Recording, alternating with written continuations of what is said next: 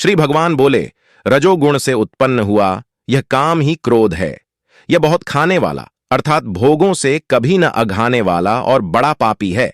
इसको ही तू इस विषय में वैरी जान। जिस प्रकार धुएं से अग्नि और मैल से दर्पण ढका जाता है तथा जिस प्रकार जेर से गर्भ ढका रहता है, वैसे ही उस काम के द्वारा यह ज्ञान ढका रहता है। और हे अर्जुन, इस अग्नि के समान कभी न पूर्ण होने वाले काम रूप ज्ञानियों के नित्य वैरी के द्वारा मनुष्य का ज्ञान ढका हुआ है। इंद्रियां, मन और बुद्धि ये सब वास स्थान कहे जाते हैं।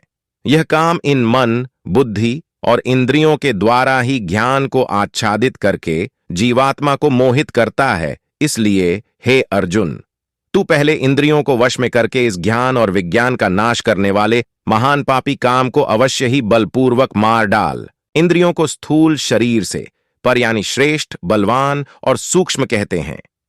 इन इंद्रियों से पर मन है, मन से भी पर बुद्धि है, और जो बुद्धि से भी अत्यंत पर है वह आत्मा है। इस प्रकार बुद्धि से पर अर्थात सूक्ष्म, बलवान और अत्यंत श्रेष्ठ आत्मा को जानकर और बुद्धि के द्वारा मन को वश में करके हे महाबाहो, तू इस काम रूप दुर्जय शत्रु को मार डाल।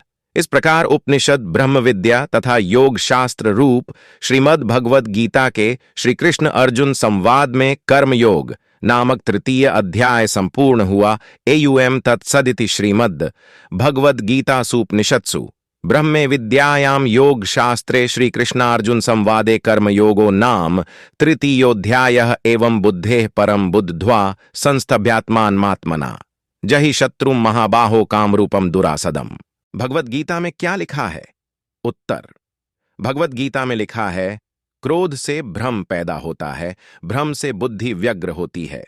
जब बुद्धि व्यग्र होती है तब तर्क नष्ट हो जाता है, और जब तर्क मरता है तो मनुष्य का विवेक नष्ट हो जाता है, और जब विवेक नष्ट हो जाता है तब उसका पतन शुरू हो जाता है। इसी आधार पर कई ज्ञान और बुद्धि को खोलने वाली बातें लिखी हैं। सुख एवं आनंद मनुष्य के भीतर ही निवास करते हैं, परंतु मनुष्य उसे स्त्री में, घर में और बाहरी सुख प्राप्ति के लिए ढूंढ रहा है। श्री कृष्ण कहते हैं कि भगवान उपासना केवल शरीर से ही नहीं बल्कि मन से भी करना चाहिए। ईश्वर का वंदन उन्हें प्रेम बंधन में बांधता है।